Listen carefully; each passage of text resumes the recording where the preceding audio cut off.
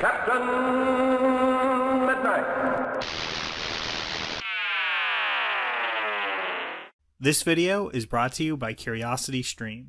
A few years ago, I made a YouTube video explaining why I enjoyed that first Venom movie. I thought it was goofy, had a ton of rough edges and cut corners, but at the end of the day, it was carried by the sheer strength of Tom Hardy's weird take on Eddie Brock and his relationship to Venom. Now here I am talking about a new Venom movie, and in many ways, I feel pretty similar about it.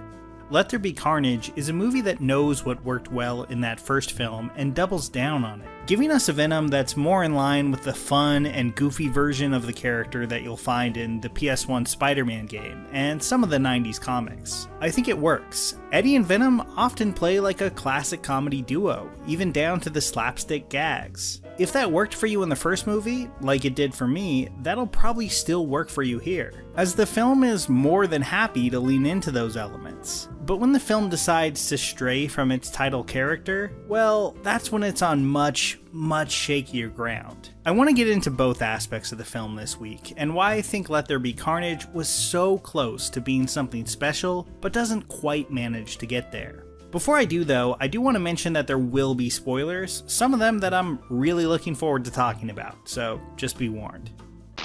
And that was before Maximum Carnage. To me, there's one big reason why Venom is a lot better than the movie around him is here: Woody Harrelson's Carnage. I'm gonna say it now, I don't think this performance worked, and the script does him no favors. The movie opens up on a young Cletus Cassidy in the 90s, played by an actor whose voice is being badly dubbed over by Harrelson. It was just such a weird choice. So maybe people less familiar with Woody Harrelson won't even notice this, but he's a 60-year-old man. By 1996, he had been a regular cast member on Cheers for 6 seasons, starred in White Men Can't Jump and Natural Born Killers. 96 was the year he was nominated for an Oscar for The People vs. Larry Flynt at the age of 35. But when we meet him here, he's in a home for unwanted children, so he's gotta be 17 at the oldest. Why not just set that opening scene in 1986 where it's a little bit more plausible? Maybe this all seems pedantic and it didn't bother you at all, but when you combine it with the bad voice dubbing, it just really started this movie on an awkward note for me. Thankfully, after that scene, the movie gets into the stuff it does pretty well. Play with the very funny and dysfunctional relationship of Eddie Brock and his Venom symbiote. And on that front at least, this franchise has only gotten stronger under Andy Serkis. I know this version of the character isn't universally beloved among fans, but honestly, I'm still impressed with how much of a loser they're okay with depicting Tom Hardy's Eddie as.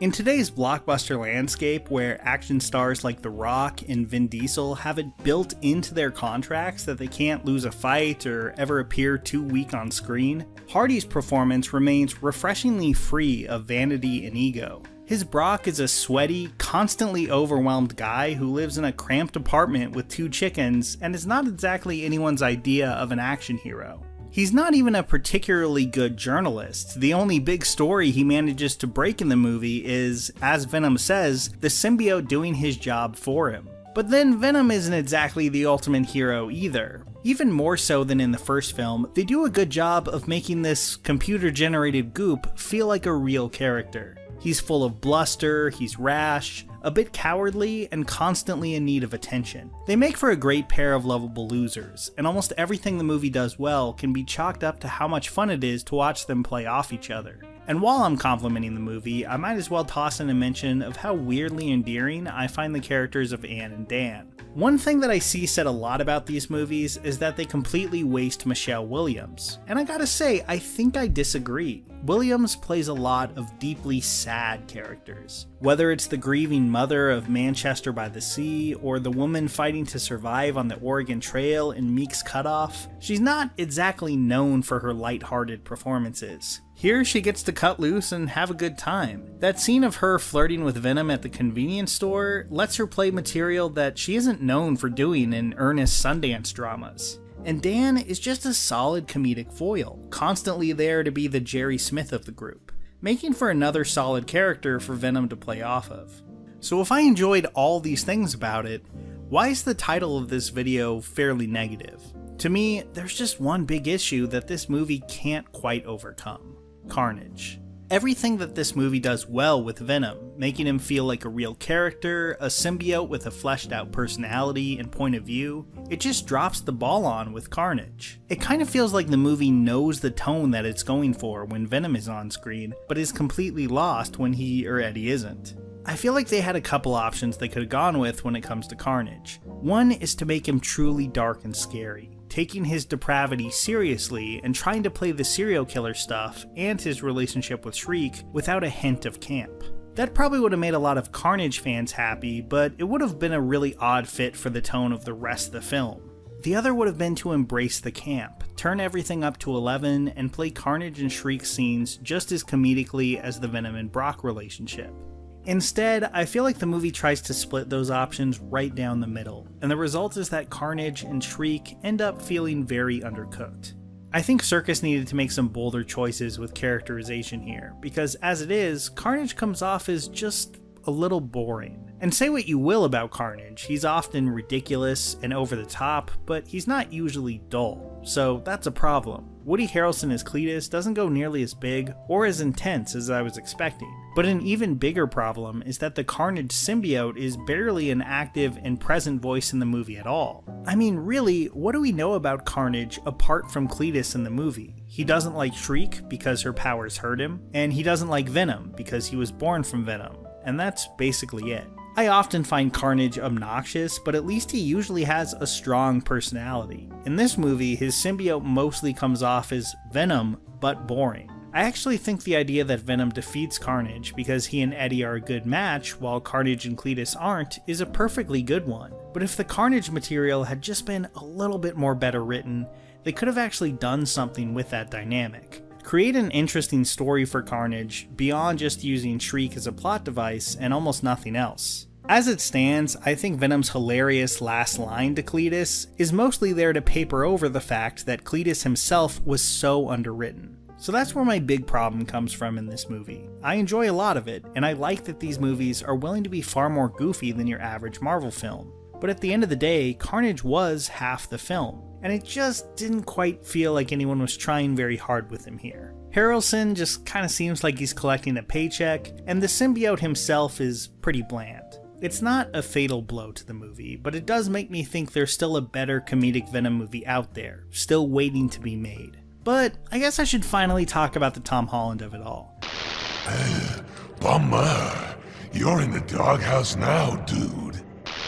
Well, I had been spoiled going into the film that he would make an appearance, but the way they did it was a lot weirder than I was expecting, and not in a bad way really. I enjoyed the scene, but it left me with a lot of questions. Like, why is Peter Parker standing in public without his mask on? Was that supposed to be taking place during the battle at the end of Far From Home? It didn't really seem like it because his face and costume weren't beat up at all. So maybe this is something that happens in No Way Home or right before it? I honestly have no idea, but it seemed like a really weird clip of Peter for the media to have. Then again, I could just be overthinking this. There's also the fact that Venom seems to transport Eddie to another dimension or universe when he's talking about all the things he could show him. Or maybe their dimensional shift was just the result of what Doctor Strange does in No Way Home. Again, I have no idea, and I'm pretty torn on if I think Tom Hardy will show up in No Way Home at all. It seems like the kind of dimension-hopping movie that they could stick him into for at least a cameo. But Marvel Studios is still heavily involved in the Holland films, and they don't exactly seem quick to embrace Venom's little side universe.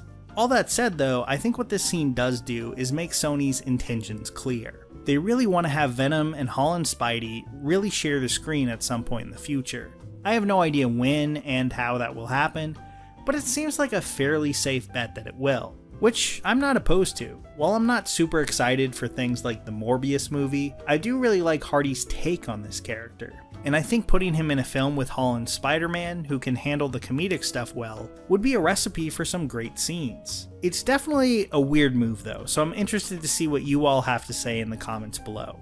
Oh, and if you're looking for content on an even weirder comic book movie, I do have a video on Ang Lee's Hulk film that's live right now on Nebula. That's just one of many exclusive videos that I posted there. When my Avatar video was taken down off of YouTube a few weeks ago before finally being let back on by Nickelodeon, the value of something like Nebula became even more clear to me. Nebula is a service for creators by creators, with channels like Nando V Movies, Just Right, and H Bomber Guy uploading exclusive content. Nebula is the single best place to go to watch videos from creators that aren't beholden to YouTube's algorithm. On top of that, you get it in a bundle with the great documentary streaming service CuriosityStream. This month, I checked out the LeVar Burton episode of Beyond the Spotlight, which focuses on a different individual in every installment. I've loved Burton in everything from Reading Rainbow to Community, and it was really awesome to find out that there was so much that I didn't know about him. But of course they have all kinds of documentaries: history, science, tech, nature, and more. So sign up to CuriosityStream and you'll receive an email welcoming you to Nebula as well. You can get all of that for $14.79 for the entire year. That's a 26% discount. So get the deal now by going to curiositystream.com/captainmidnight. That's curiositystream.com/captainmidnight. Here's a special tip for the fellas and girls who have not already joined Captain Midnight's new 1940 Flight Patrol. You'd better hurry up and join at once, because there's a big adventure ahead. The thing to do now is to get started, because we're going to have not only barrels of fun, but loads of free gifts and prizes too.